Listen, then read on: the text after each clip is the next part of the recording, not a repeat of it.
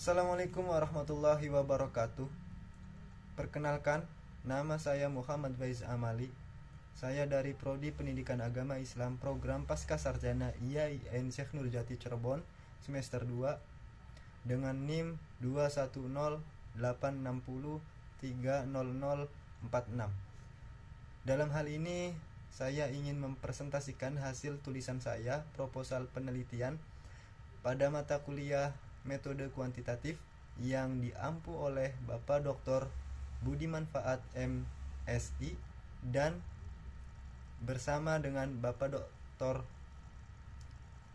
Anton Sudrajat MA dengan tema pengaruh pemahaman baca tulis Al-Quran BTQ terhadap kefasihan membaca Al-Quran bagi siswa kelas 7 SMP Plus Al-Anwariyah, Tegal Gubuglor, Kecamatan Arjawinangun, Kabupaten Cirebon.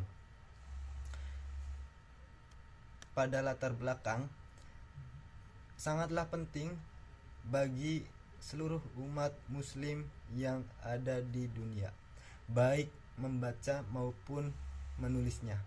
Sebagaimana perintah membaca, aktivitas menulis dan membaca adalah satu kesatuan yang tidak dapat dipisahkan. Membaca dan menulis. Membaca dan menulis ini satu kesatuan yang tidak bisa dipisahkan. Jadi saling ada korelasi antara menulis dan membaca. Oleh karena itu, dalam kegiatan pembelajaran atau yang biasa disebut dengan BTQ, sangat penting ada di SMP Plus Al-Anwariyah, tepatnya di Desa Tegal Gubuglor, dikarenakan siswa-siswi SMP Plus Al-Anwariyah di sini kurang dalam memahami BTQ tersebut atau baca tulis Al-Quran.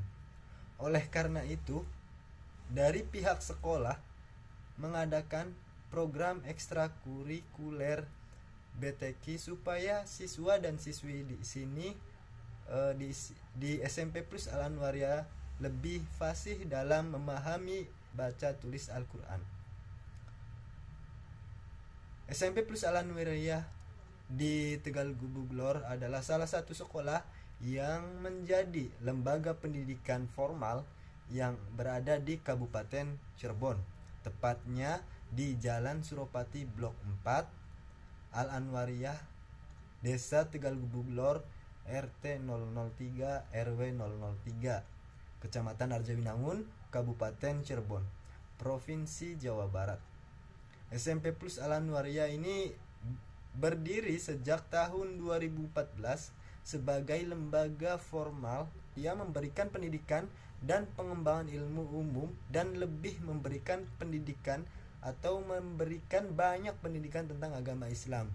Nah, di sini membedakan antara SMP Plus Al-Anwariyah dengan SMP-SMP yang lain, yaitu lebih tertekannya pada pendidikan tentang keagamaan. Nah, di dalamnya ada poin-poin agamanya, karena namanya juga di SMP Plus Al-Anwariyah ini berbasic agama. Nah, tentunya sudah barang tentu dalam pendidikan agama Islam di sini sangat kental gitu. Dalam pernyataan masalah di sini kami cantumkan dalam sebuah tulisan, idealnya lulusan pendidikan sekolah formal SMP Plus Al-Anwariyah dalam lingkup pondok pesantren menghasilkan lulusan yang siap untuk menjadi ustadz atau ustadzah di madrasah ataupun di pondok. Nah, kenapa seperti itu? Dalam hal ini biasanya sudah meliputi pengetahuan keagamaan baca tulis Al-Quran, pemahaman keagamaan baca tulis Al-Quran, keterampilan dan sikap. Nah, idealnya pada lulusan-lulusan pendidikan sekolah formal yang menjadi lulusan SMP Plus Al-Anwariyah di sini sudah menghasilkan lulusan yang siap untuk menjadi ustadz-ustadzah dari pengetahuan keagamaannya, sikap, keterampilan. Namun Faktanya, berdasarkan uji kompetensi lulusan, banyak ditemukan siswa-siswi yang belum memuaskan hasil tesnya. Oleh karena itu, perlu dilakukan dengan penelitian evaluasi terhadap program ekstrakurikuler tersebut. Nah, dalam pernyataan masalah tersebut, kita masuk pada pertanyaan masalah. Yang pertama, bagaimana pemahaman baca tulis Al-Quran siswa kelas 7 di SMP Plus Al-Anwariyah Tegal Gubuk Lor? Itu pertanyaan masalah yang pertama. Kemudian masalah yang kedua pertanyaannya yaitu tentang bagaimana kefasihan membaca Al-Quran siswa kelas 7 di SMP Plus Al-Anwariyah Tegal Gubuk Lor. Kemudian pertanyaan yang ketiga, bagaimana pengaruh pemahaman baca tulis Al-Quran terhadap kefasihan membaca Al-Quran bagi siswa kelas 8 di SMP Plus Al-Anwariyah. Kita masuk selanjutnya, tinjauan konseptual dan teori atau tinjauan teori. Yang pertama, tinjauan konseptual dan tinjauan teori di sini mengenai tentang pengertian kegiatan ekstrakurikuler baca tulis Al-Quran. Nah, sebagai poin plus di Al-Anwariyah di sini, program baca tulis Al-Quran di sini menjadi salah satu program yang didukung oleh lembaga dan kemudian dikembangkan oleh sekolah. Lembaganya lembaga pendidikan agama Islam atau lembaga yayasan Pondok Pesantren Al-Anwariyah, kemudian dikembangkan di sekolah menjadi sebuah program ekstrakurikuler. Nah, kegiatan ekstrakurikuler di sini merupakan kegiatan yang menekankan kepada kebutuhan siswa agar menambah wawasan, sikap dan keterampilan siswa baik di luar jam mata pelajaran wajib atau di luar jam mata pelajaran wajib, di dalam atau di luar jam mata pelajaran. Kemudian tinjauan konseptual dan teori tinjauan yang kedua yaitu sistematika pembacaan Al-Quran. Nah, Ahmad Syams Madian berpendapat dalam sistem membaca Al-Quran ini disiplin ilmu yang menjadi inti pembelajaran adalah ilmu tajwid. Nah, di sini di SMP Plus Al-Anwariyah juga mengedepankan dalam proses pembacaan Al-Qur'annya. Jadi ada poin pentingnya juga, kita harus mengenal tentang ketajwidan yang dibaca oleh siswa atau santri itu. Ketika baca surat tersebut, maka siswa dan siswi itu harus paham tentang tajwidnya juga, gitu ya. Selain membaca, siswa atau santri juga diharuskan atau dicukupkan untuk pengetahuannya untuk bisa memahami tajwid dalam surat-surat yang ada di Al-Quran tersebut, yang dibacanya lebih tepatnya. Kemudian tinjauan konseptual dan tinjauan teori yang ketiga yaitu adab membaca Al-Quran. Nah, membaca Al-Quran adalah membaca firman-firman Tuhan atau Allah Subhanahu wa Ta'ala dan berkomunikasi dengan Tuhan. Maka seseorang yang membaca Al-Quran seolah-olah berdialog dengan Tuhan. Oleh karena itu diperlukan adab yang baik dan sopan di hadapannya. Dari poin di sini kita dapat ambil bahwa dalam mata pelajaran PAI khususnya program ekstrakurikuler BTQ di sini mengajarkan kepada siswa tentang adab di dalamnya. Karena apa? Karena di Al-Quran juga menerangkan tentang adab-adabnya.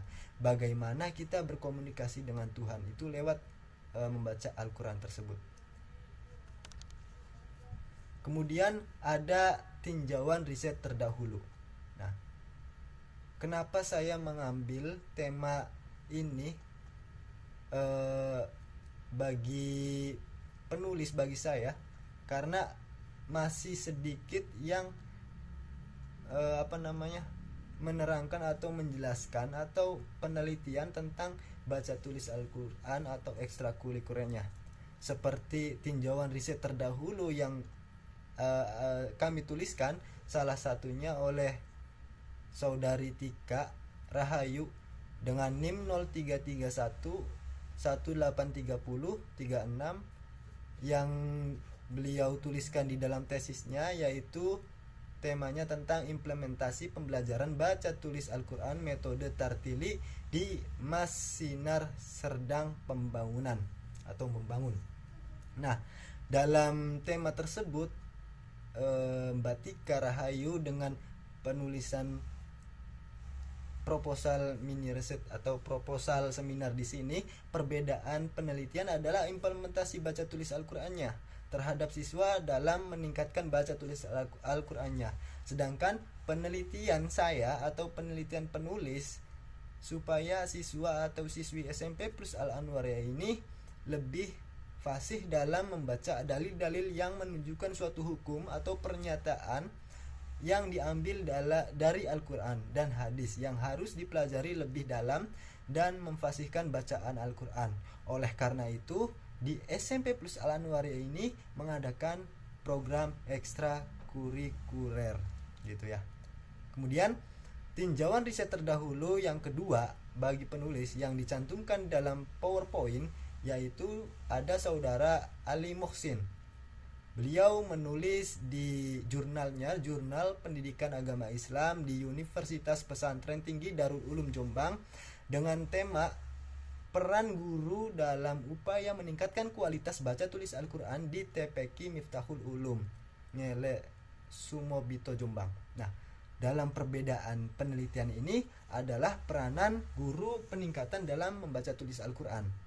Sedangkan penelitian saya atau penelitian penulis supaya siswi ini SMP plus Al-Anwariyah ini fasih dalam mempelajari dalil-dalil yang menunjukkan suatu hukum dan pernyataan yang diambil dari Al-Quran tersebut dan hadis yang harus dipelajari lebih dalam dan memfasihkan bacaan Al-Quran. Oleh karena itu SMP plus Al-Anwariyah ini mengadakan program ekstrakurikuler gitu ya.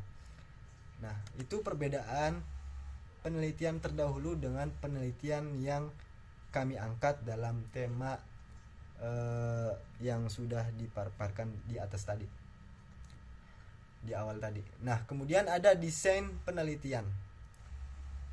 Desain penelitian di sini menggunakan survei research. Maksudnya survei research ini penelitian survei gitu ya. Kita dalam porsinya sebagai peneliti atau sebagai guru atau sebagai tim jurnal atau sebagai tim LP2M. Nah, kita mensurvei tempat lokasi terlebih dahulu. Nanti ada step by step di mana step by step ini ada waktu kita kapan nanti berdialog kepada narasumber yang kita mau wawancara, kemudian kita mau ambil angketnya kepada siswa, kemudian seterusnya. Nah, dalam metode penelitian di sini menggunakan longitudinal survey. Maksudnya longitudinal survey di sini berkepanjangan survei. Maksudnya tidak satu kali dua kali, tetapi ada beberapa yang harus kita survei, yang lebih dalam kita ambil populasi dan sampelnya tersebut gitu. Kemudian jenis penelitian yang kami ambil dalam penulisan proposal penelitian di sini yaitu kuantitatif, pendekatan kuantitatif.